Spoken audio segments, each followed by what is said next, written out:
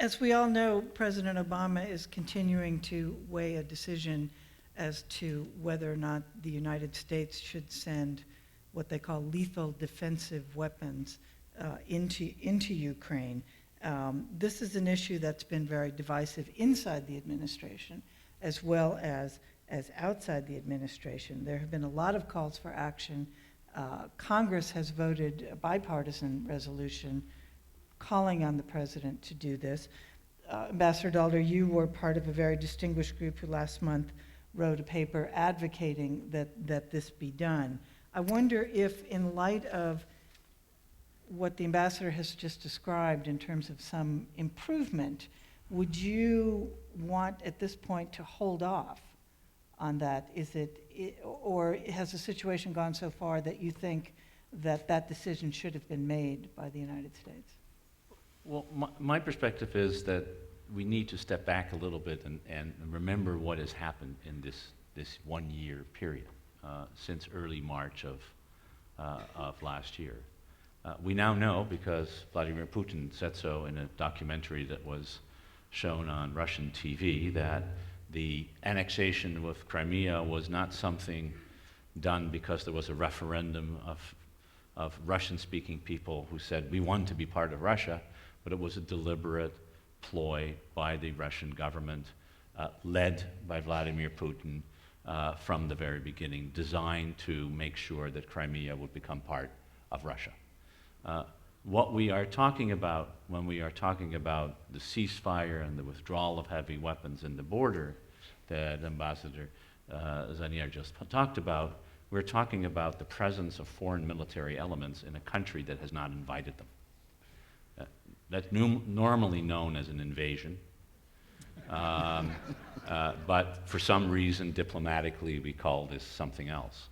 But the reality is that what is happening in eastern Ukraine is the presence of a foreign military power, directly and indirectly, with troops and military equipment, occupying a part of the country that is not theirs. They're already occupying Crimea, but they're also doing the same in the Donbass region.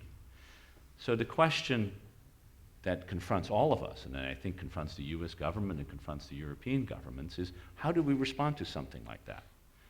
My view would be that at the very minimum, we should respond to that by giving the country that is being invaded the capacity to defend itself.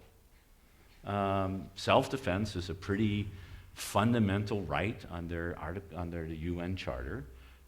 We are dealing with a country whose military has been absolutely devastated over 25 years of terrible mismanagement, and providing them with the kinds of capabilities that we advocated.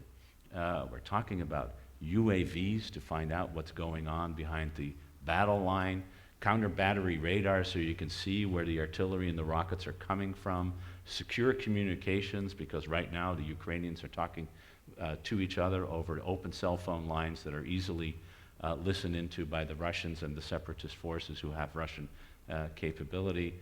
Humvees to provide the capacity to transport troops from one part to another. And yes, anti-armor missiles, the kind of Javelin anti-tank missiles that allows a soldier in the Ukrainian army to deal with the armor that is coming across the border. And the administration recently agreed to provide all of that equipment in what I would regard too small a quantity, except for these anti-tank missiles. Because it is recognizing that the right of self-defense is a pretty fundamental right of states.